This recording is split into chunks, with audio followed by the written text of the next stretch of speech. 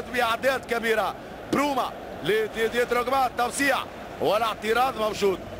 الاعتراض من دانيال براتان، يرجع لمساندة الدفاع. دانيال براتان اخوانه داني نونكو، توسيع عدالو في الجول. الهدف الاول لجالاتا سراي. الضغط على حامل الكرة، تنتهي بالافتكاك. التوزيع وفيليب ميلو، الكرة بالراس البرازيلي فيليب ميلو.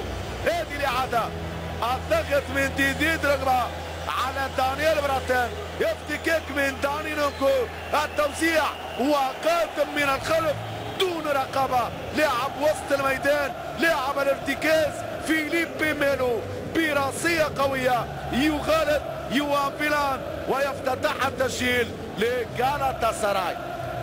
فيليب ميلو دي كارفالو للموسم الثالث مع قلعة السرايا، لاعب فريق يوفي فيرونتينا.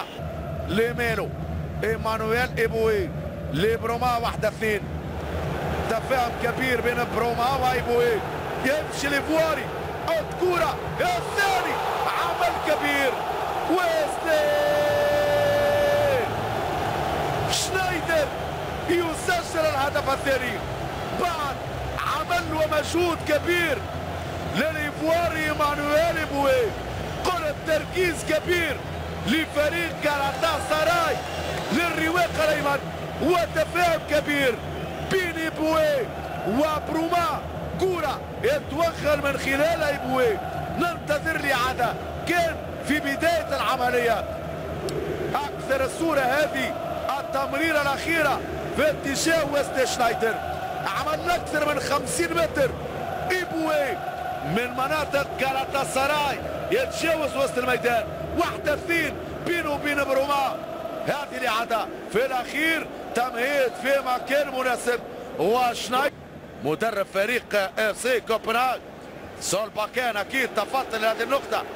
بروما، ايبوي الثالث والثالث.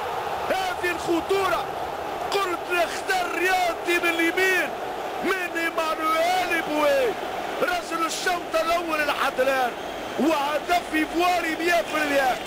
ايبوي ومعك ودروغبا، الكرة في شباك يوان فيلان. هدف ايفواري، العمل من ايمانويل ايبوي والتسجيل لديدي دروغبا.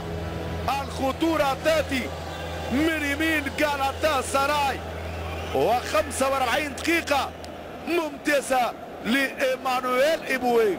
هذه الإعادة، حتى كرة ايبوي يطلبها في ظهر المدافع بيكسون، يمهد شاهد جيدا ديدي دروغبا، ومكان وجوده دون رقابة داخل مناطق الجزاء، يرفع راسه يشوف زميله ومواطنه، حط له كرة في دماغ، والبقية دروغبا ما نسوت في هذا الشوط الثاني. ولو انه حاول اضافة اهداف اخرى، لكن الحظ لم يكن الى جانب مهاجمه بوراك يرماس. هذه كرة وهدف تبديل الفارق، هدف تبديل الفارق عن طريق البرازيلي كلوديمير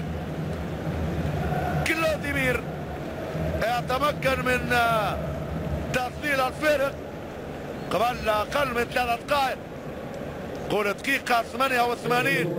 هذه الإعادة 1-2 انطلق فيها كلوديمير، يلعب 1-2 مع نيكولاي يورغنسن، وينهيها كلوديمير في زاوية بعيدة على فرناندو موسليرا. من الكرات والمرات